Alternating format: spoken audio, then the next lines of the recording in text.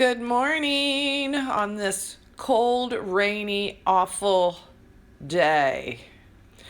So I'm going to make, excuse me, some chipped beef gravy. I'm listening to some Carole King Tapestry. I wish I knew how to play the music and video at the same time, but I don't. But I'll spare you guys from me singing. So I am going to make chipped beef gravy.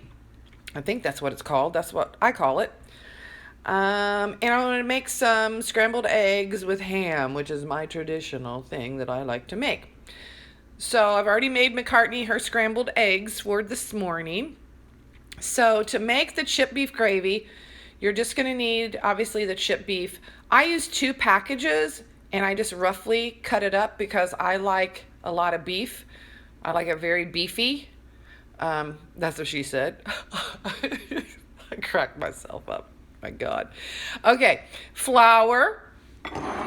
And again, I use good old evaporated milk, which I'll probably in this case maybe use a little bit of regular milk, just depends. I definitely will need a little bit more of regular milk. So, chipped beef gravy, this is the kind I use. You can use an off-brand, but doesn't matter. Chipped beef gravy, evaporated milk, flour, salt and pepper, and probably some regular milk. So I'm getting ready to put some regular vegetable oil in a pan, and I'm going to put a fairly nice amount because I want the beef to cook in the oil, but then I'm going to put the flour in the oil in the beef to make a roux. That's what's going to thicken your gravy.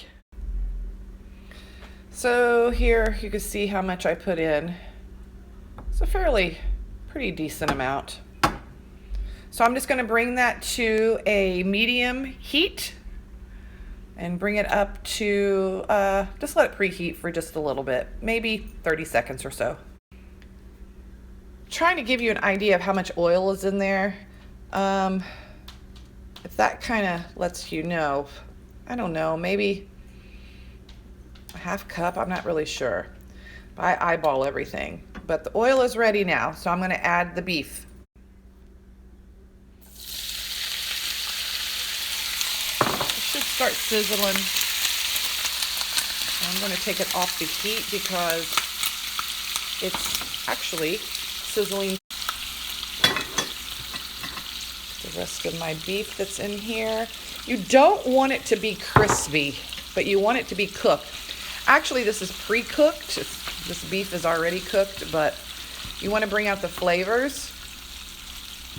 So I took that off the heat because I let the oil get a little bit too hot, and that's okay. But you want to take it off so it's not splattering everywhere. McCartney, I am not wanting to play with you right now. Take the toy away. Look how cute you are, though. Okay, back over here. So the, the beef kind of absorbs a lot of the oil. So I'm going to transfer it back over here and let it cook a little bit more.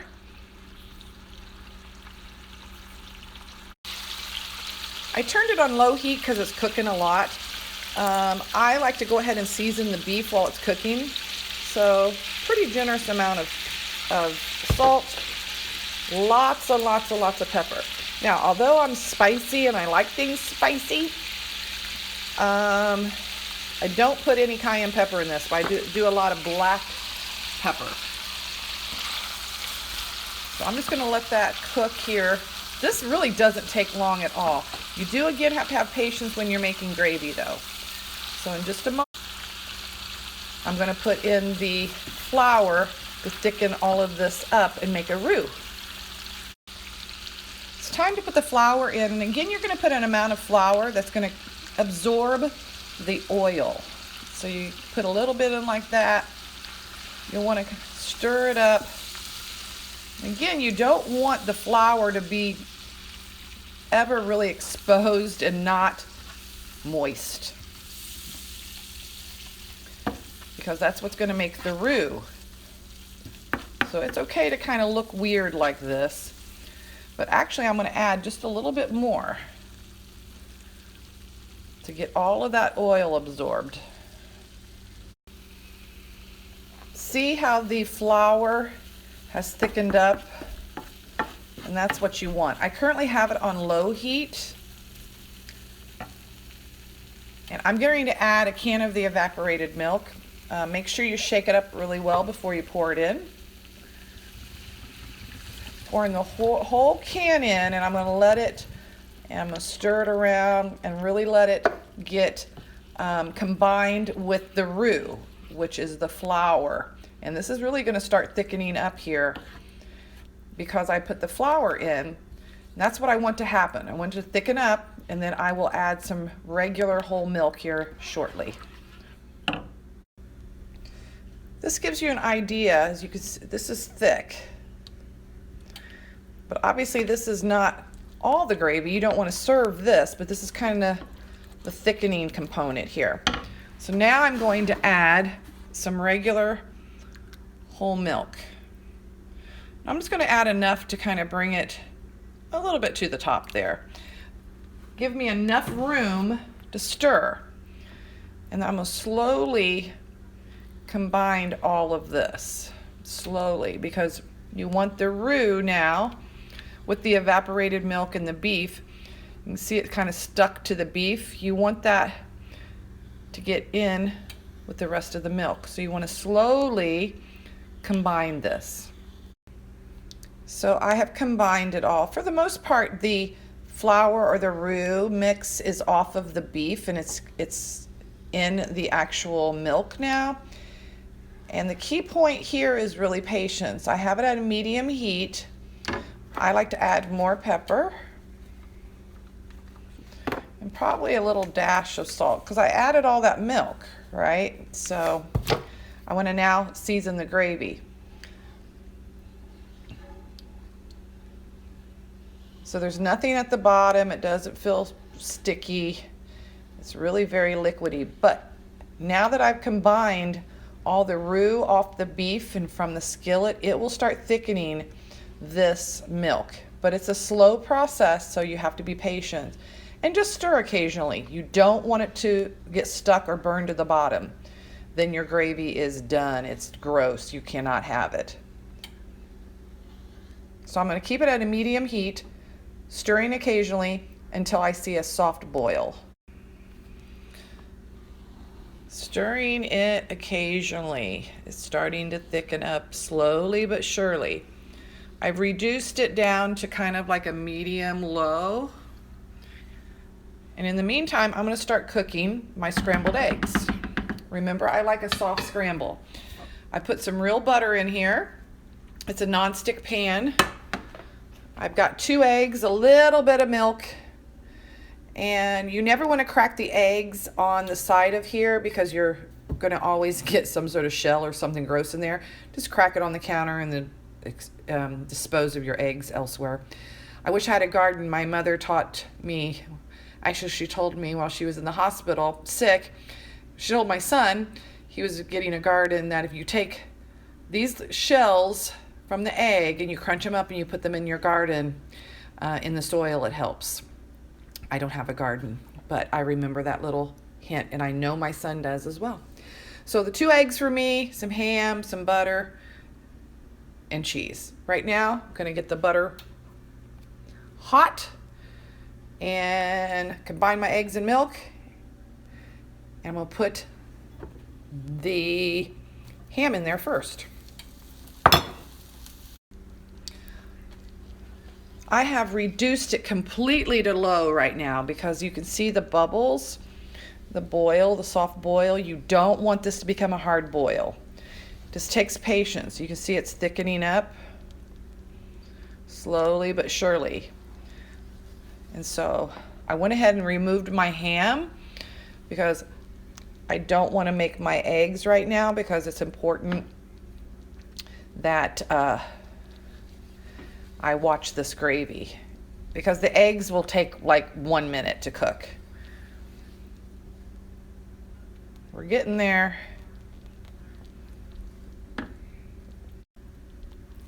So I'm turning it completely off, the heat, turning the heat off because this is thickening up pretty quick here.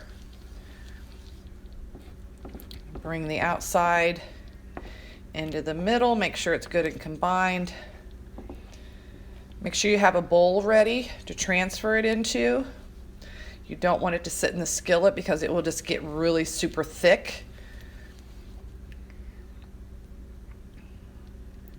But we're just about done.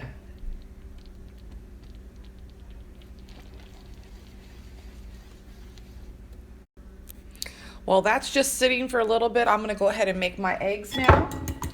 I've combined my 2 eggs, a little bit of milk. My ham is obviously already done, so I'm just gonna go ahead and add my eggs. It's real important that you have a clean workspace. I've been cleaning. Okay, look at this, you guys. This is ready. See how thick it is? By the time that I transfer this into a bowl, and you can either do biscuits, I do toast, I'm a Hoosier. This will thicken up a little bit more, but that is kind of a perfect consistency. So I'm going to transfer this into a bowl. So I have my gravy in a bowl ready. Look how nice and perfectly thickened that is. Oh, it's going to be so good. So back over here to my eggs. I have my eggs in here, my ham, a little bit of butter. Want to move this around so it doesn't stick. I added a little bit of salt and pepper. So I'm just going to slowly, I have that on like a 3, let it cook. Constantly moving the egg because I like it soft. I don't want it to burn or get stuck to the bottom. That's gross to me. It's hard. So I'm gonna let that cook up a little bit, and then I'm gonna add the cheese. Normally I would do 3 eggs, but I'm only doing 2 eggs because I'm gonna eat a lot of that gravy. So it's ready now for some cheese. So I'm just going to add a nice handful of cheese and combine it. While that's finishing up, I like, again, clean while I'm going because I don't use my dishwasher. I do everything by hand, so I always have a sink full of hot soapy water, and I wash things as I go. Look how cheesy that is. So I now have the toast in the toaster, and my eggs are done, so I'm gonna plate up. A little trick that I do to my toast, as soon as I bring it out the toaster, I let it sit like this for about 10 seconds because it allows it to get a little crunchy. If you apply butter or anything on top of this, it's going to become mushy. So let the bread toasted breathe just a little bit. So my toast is good, a little crunchy, love it. Have my gravy here. I'm going to apply it. Look how good and thick it is. I like it very beefy. That is perfect. McCartney has her eggs. I like a good cold glass of milk. My eggs are here. And this is a nice chip beef scrambled egg breakfast. Enjoy. Well, just when I was sitting down to eat my eggs and chip beef gravy, went to answer the phone, she ate her eggs, and then I came back to the plate to eat my eggs, and they were gone. Does that look like a face of guilt? Really? McCartney, did you eat my eggs? Did you eat my eggs after eating 4 eggs of your own? Yeah, you did. That's not nice. So you're now going to probably have egg gas today. So stay away from me. Not a good doggy. Come and hide after eating my eggs. Unbelievable.